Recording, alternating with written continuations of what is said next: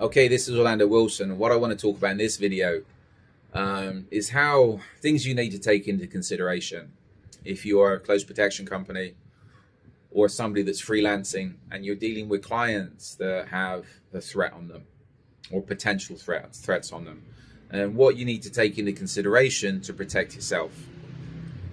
Now, to start off with, to make it clear to people, there's a lot of people in the security business and even in, we'll say they're in the close protection business, that don't deal with clients with threats on them. If they end up dealing with a client with a threat on them, they wouldn't know how to, they'd be scratching their ass, to put it politely, very politely. At some point, if you're serious about being in the close protection business, you're going to end up dealing with clients that do have threats on them. And the threats come from multiple directions, can come from plenty of weird and wonderful directions. Let me talk about a couple of things here I've bumped into over the years. The first thing, if you're dealing with a client that has threats from criminals, organized crime, what can you do to counter that? Well, it depends where you are. It depends. Again, everybody goes for the armed issue, whether you're carrying firearms, etc. Yeah, in places like the US, you can carry firearms, and a lot of other places you can't. Yes, there are countries in Europe you can access firearms, you can get firearms. But again, if you end up getting involved in the shooting, you're going to have big problems, big legal problems. The other thing you need to consider is if you're dealing with criminals that are well connected, they can just make a phone call and your firearms licenses can be suspended, your security licenses can be suspended, etc. So again, that's another thing you have to take into consideration. If you have a client that has a serious threat on them from organized crime or criminals, you need to liaise with the police. You need to keep a dossier of whatever's going on, whatever threats have come in, etc. This is where the investigation skills come in. And again, you need to liaise with the police to some extent, even if the police are corrupt. Because in a lot of places, you could be talking to the police and the police will be talking to the criminals.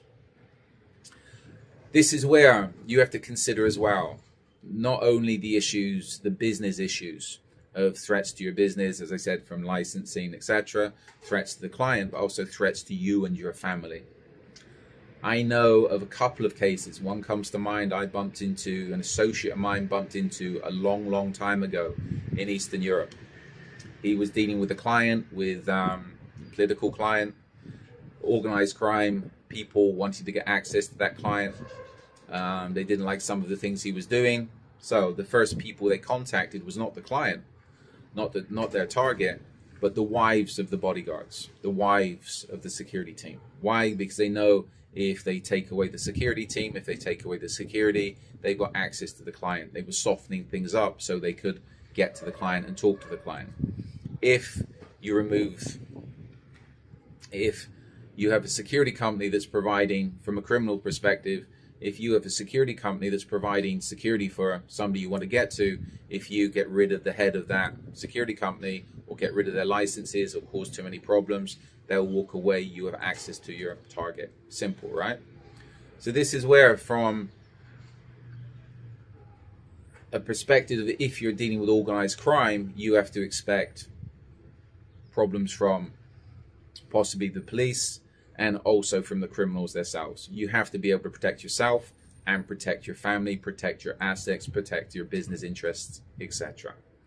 Now, the other angle on this, I'll just throw this one in here. If you're dealing with a client that has issues with local government, politicians, etc. What in a lot of places, the first thing the politician's going to do, and this happens as well in a lot of first world countries.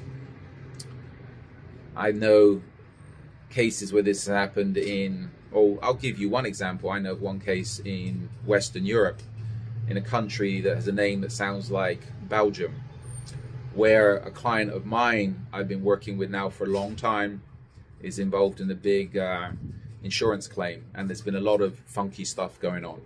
A lot of private investigators have been up to no good. There's been debt collection issues which have been very questionable. There's been complaints put in of doctors maltreating patients, which I've witnessed, and nothing's happened. Are the police corrupt? Are the police just incompetent? Are the police lazy? I'll say yes. But again, that client that person has had a lot of problems, down to, I take it there's a lot of issues at play. So this is where, if you're dealing with a client that has political issues, you can expect problems. You can expect them to have problems. You can expect the police to turn the blind eye to a lot of things that's going on. In some places, you can expect, if you're licensed, your license is to have issues, to be inspected by the authorities, etc., to be audited by tax officials, etc.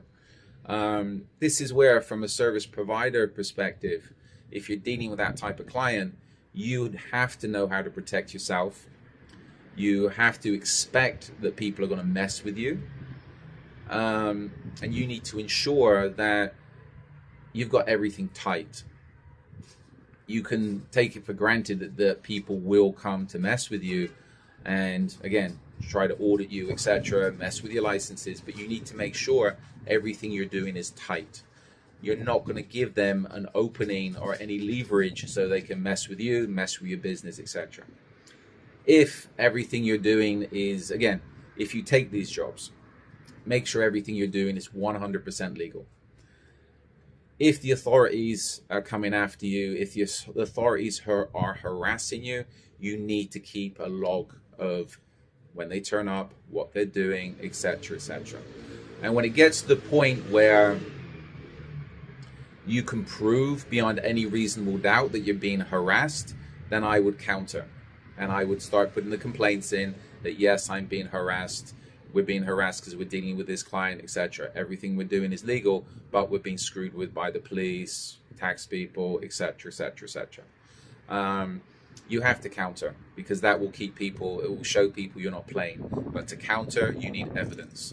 So a lot of this stuff is not so much about muscle, it's about gathering evidence on the people that's messing with you. And again, kicking back, I should have said in the beginning, if you're dealing with criminals and there are criminal threats, again, you need evidence, because again, you need to build a file up on all the threats. Again, this is where your investigation skills come in, all the incidents, etc. Because again, that needs to be regularly presented to the police to say, look, we got a problem, you need to help us, you need to arrest these guys, etc.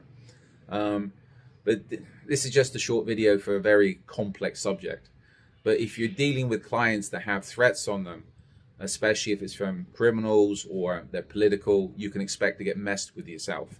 This is where you have to know how to protect yourself and make sure you got procedures in place so you can protect yourself, your business, and your family, because you can expect to get screwed with. I hope this video gives you a few things to think about. I've got more videos up online on YouTube, on social media, etc., talking about security investigations, etc. So follow us along. Also, I've got an array of books online that can answer a lot of your questions. Everything from kidnap and ransom, threat assessments, close protection, etc. So follow us along on social media. If you have any questions, feel free to reach out to us. We're also now doing virtual consultancies. If you're a client or if you've got problems, feel free to reach out to us. We can give you business advice, etc. And again, these days with a lot of the messaging apps, if you need immediate assistance, all you have to do is drop a message. So be good, stay safe, and stay out of trouble.